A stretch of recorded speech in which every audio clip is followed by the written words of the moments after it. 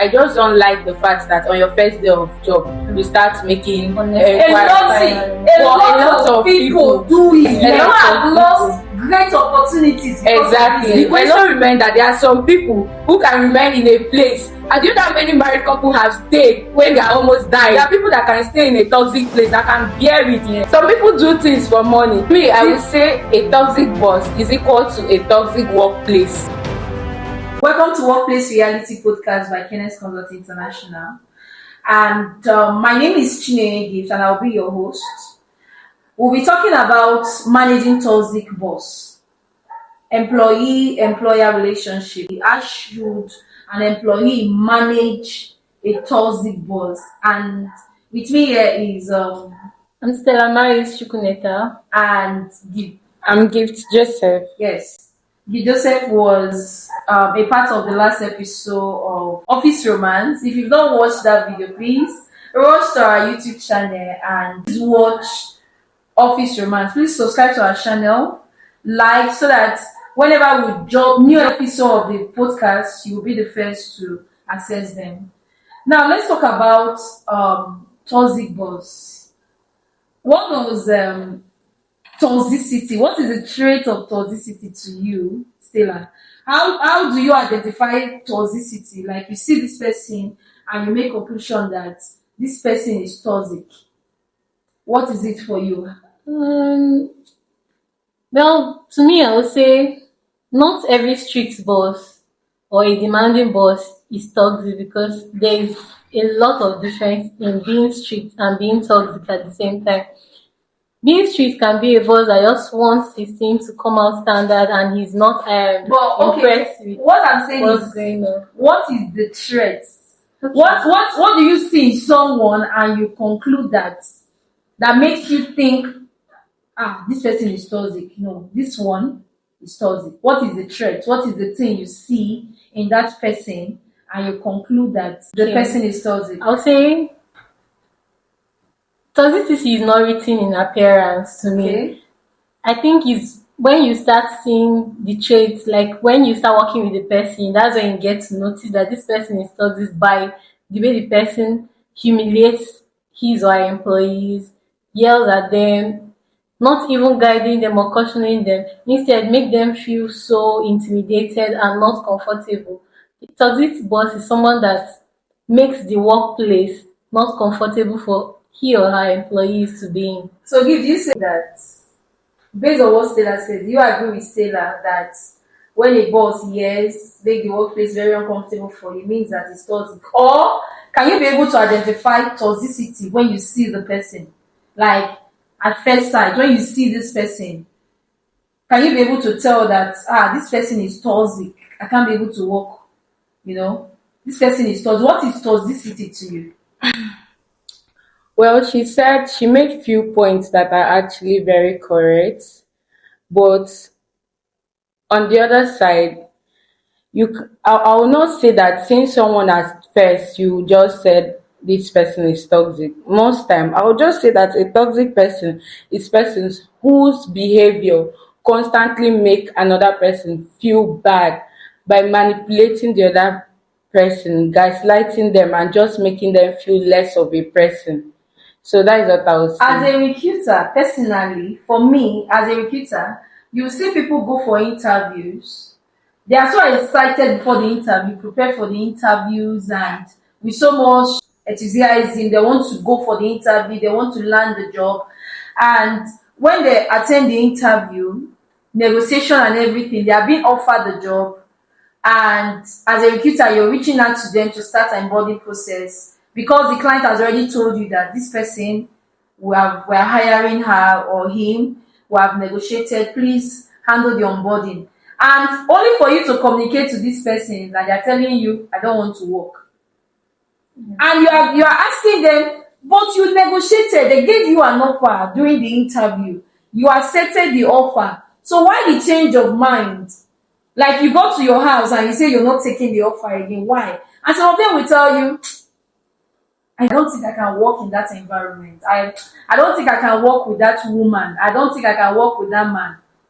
A lot, like, it happens. So does it mean with this story or with this little brief I just explained, does it mean that on the first day of your interview, walking into a firm, going for interview, does it mean that during interview you can be able to identify a toxic boss or a toxic workspace? To me, I'll say most people, yes, they can identify by merely talking to the person. Like there was this interview I attended. The way the woman just told me, "Stand, I didn't offer you a seat." She didn't even offer me a seat.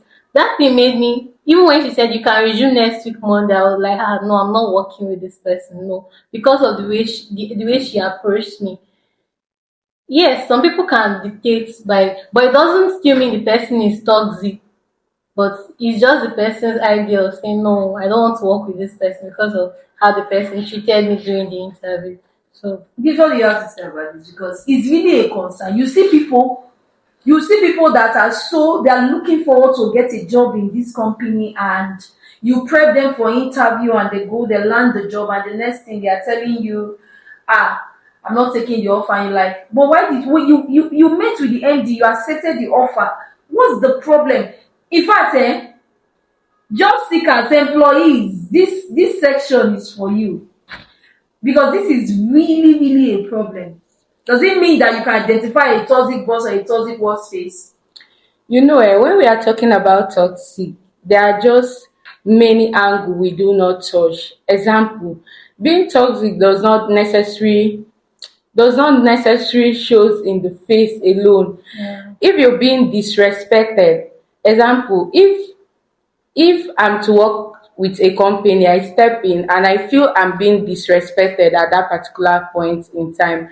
Maybe he or she may not be feeling that way, but if I go back home and I think about it, I feel, oh, if I'm being disrespected on the first day, I just feel that is going to go ahead. And if that person is being self centered, those are the things you can easily point out on the first day when you're there. If you're being disrespected and if that person is self centered, there is no way you're going to tell me How that. do you Okay, what is disrespect to you during interview, and how do you identify self-centeredness from the interviewer? Because Example, like the example she gave, yeah. if you walk into an office for an interview, you're supposed to wait to be offered a seat. So I totally agree with that woman. You are supposed to, walk in, and your interviewer is supposed to say sit down before you sit. Yeah. So Yeah. to me, I don't think that's the toxic trait. no, what I'm trying to say is, imagine when you walk in, it would be nice of the interviewer to say, you can have a seat. But she just stood and she looked at you from head to toe, and when you greeted, only the facial expression and all that, you felt uncomfortable all of a sudden. That one too, it can give you this disrespectfulness that, this person, no, this person can be toxic, or this person doesn't have respect for human. What is disrespect and See, I totally agree with her in as much as they're against it. When you're walking into a space and you're being interviewed, I get you're supposed to wait till the person's offer you a seat. But there's a scenario where I was there and I was just waiting, just like you said, so she could offer me a seat. The next thing she said was, "Are you waiting for me to offer you a seat?" And I was like, "Are you that dumb? You're supposed to ask me to sit down." In my head, I didn't actually say it out loud, but I felt bad. So if at that point you're just feeling so disrespected, I just feel there is no need of you going into that workspace, because it's already starting there. Now let's even go over to being self-centered.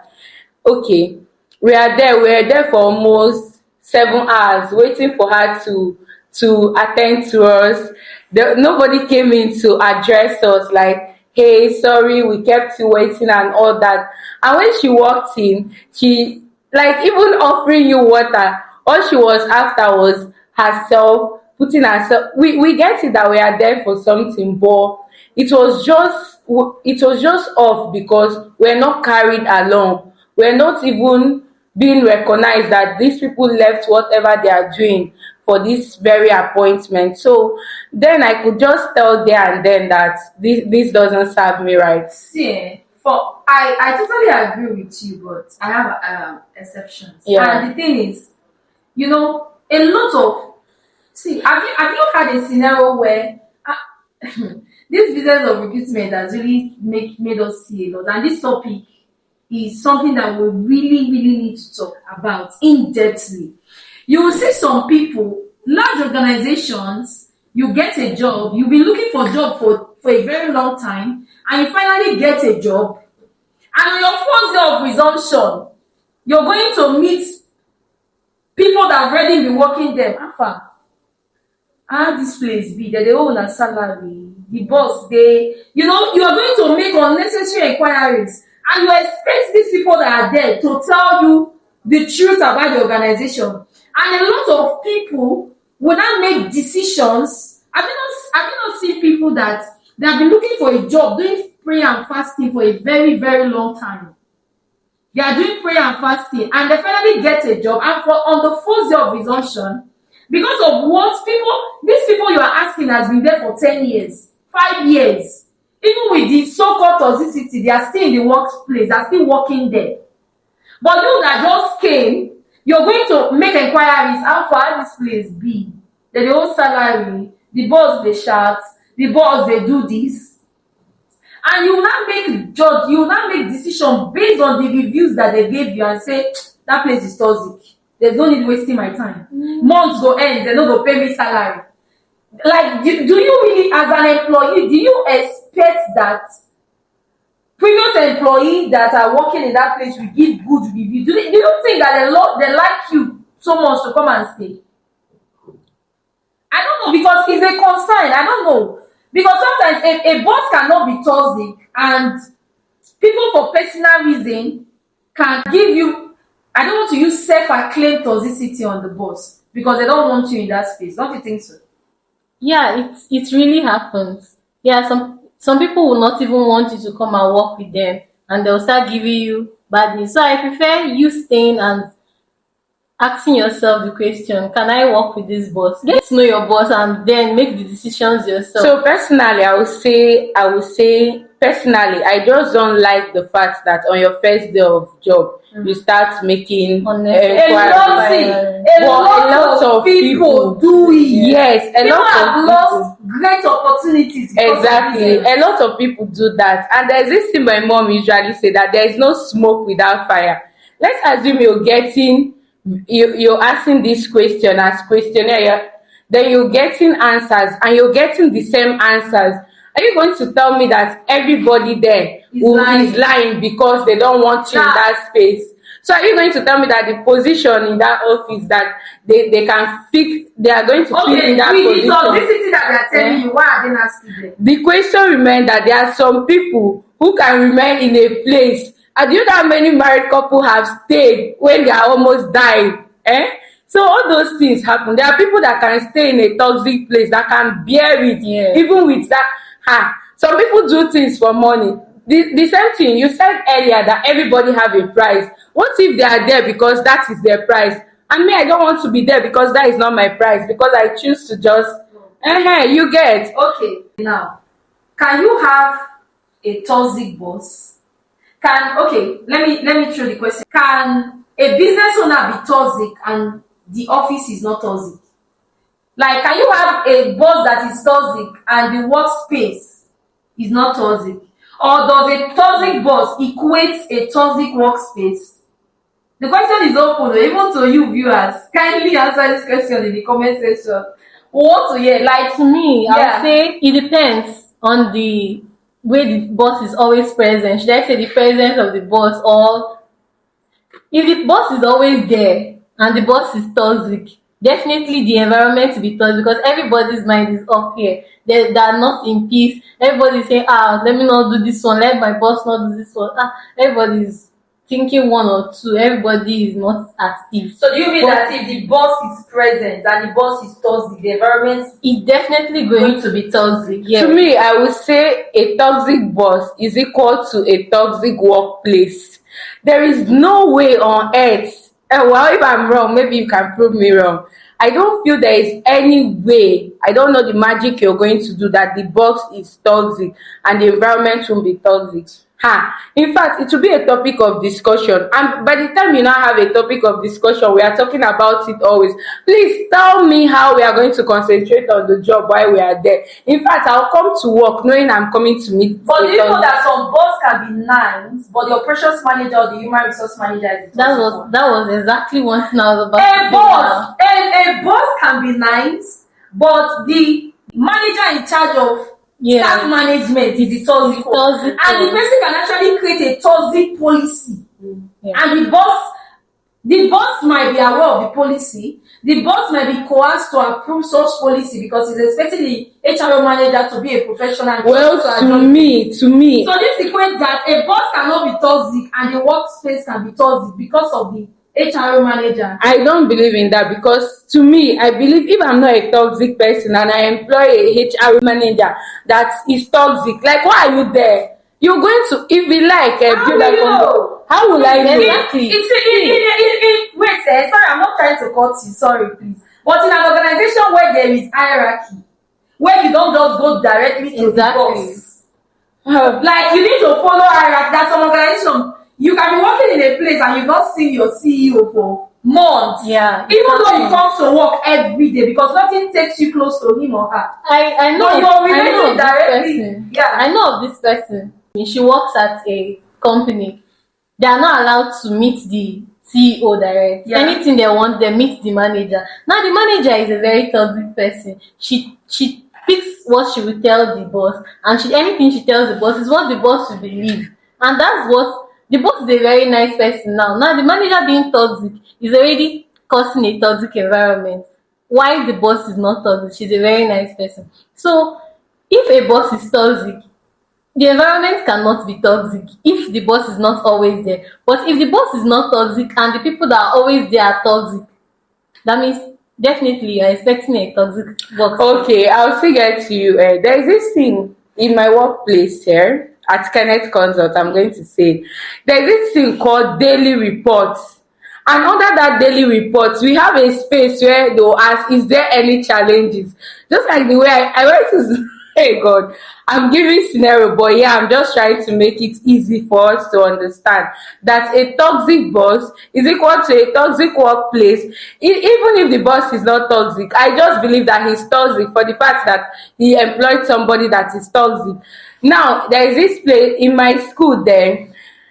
If you're given a supervisor for your project, you have the opportunity to change your supervisor. You apply for change of supervisor by writing the reasons down. I believe that every workplace, even if it's a small scale business, should have a place where there is a review, where you could tell, like in your daily report at work, there's a place saying what are the challenges of the day. And if I keep putting it there, one or two people are putting the challenges of the day, and you're getting it, you're getting this thing, you're getting my mail. Even if I'm not seeing my boss, I'm sure I can send him a mail. I'm sending a mail 1 or 2 times, and you're not even giving me feedback, or you're not doing something about it. Tell me why I'll say you're not toxic. I believe that, see, to me, I don't know what you're going to say. A toxic boss is equal to a toxic HRA. Toxic HRA is equal to a toxic workplace. Okay. Everywhere is Okay. toxic. Okay. Now we've known that. Okay, our boss is toxic, for example, but we need the money. The environment is paying us. What I'm about to say is that many people that you don't get manipulated easily doesn't mean people don't get manipulated. There are people that in their conscience doesn't tell them this thing that your conscience tells you. Their conscience doesn't. All they want is the money. They also want to get the money at the end of the day. That's why they will keep mumbling, complaining, but they cannot. Okay, now in such people that their prize is the salary, is the comfort, is whatever they are getting, financial benefits. Now, how do you manage a toxic boss? This brings us down. What we've been saying, what we've been discussing for the past few minutes has been a preamble.